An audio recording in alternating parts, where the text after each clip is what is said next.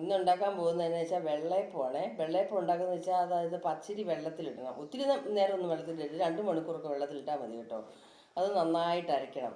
നന്നായിട്ട് അരച്ച ശേഷം നല്ല പച്ച തേങ്ങയാണെങ്കിൽ നല്ലതാണ്, അല്ലെ പഴുത്ത തേങ്ങയാണെങ്കിലും കുഴപ്പമില്ല, പഴുത്ത് വരേണ്ട തേങ്ങയാണെങ്കിലും കുഴപ്പമില്ല. അതിൻ്റെ വെള്ളം എടുത്ത് ആദ്യം വെക്കണം. പിന്നെ കള്ളുണ്ടെങ്കിൽ ഇച്ചിരി കള്ളും കൂടെ ചേർക്കണം. കള്ളും എടുത്ത് വയ്ക്കണം. കള്ളിനകത്ത് ചില പഞ്ചസാര ഇട്ട് വയ്ക്കണം.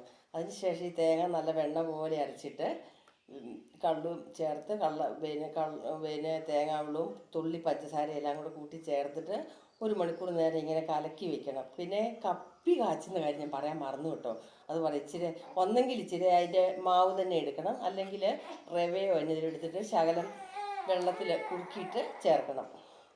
ഉപ്പുകൂടി ചേർത്ത ശേഷം അത് കുറുക്കിയിട്ട് അതുകൂടെ ചേർത്ത് എല്ലാം കൂടെ കൂട്ടി നന്നായിട്ട് ഇളക്കി 1 മണിക്കൂർ വെച്ച ശേഷം ദോശക്കല്ലിൽ ഇങ്ങനെ ദോശ പോലെ ചുട്ടെടുക്കുക. അതാണ് വെള്ളയപ്പം എന്ന് പറയുന്നത്.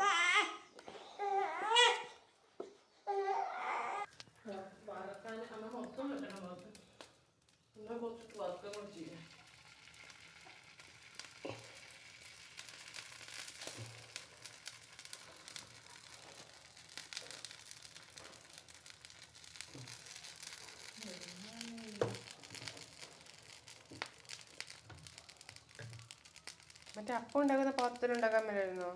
അപ്പം ഉണ്ടാക്കുന്ന പാത്രത്തിൽ ഇതുകൊണ്ട് ഉണ്ടാക്കിയാൽ ശരിയാകില്ല. എന്നാന്ന് വെച്ചാൽ അത് പാലപ്പം ഉണ്ടാക്കുന്ന പാത്രത്തിൽ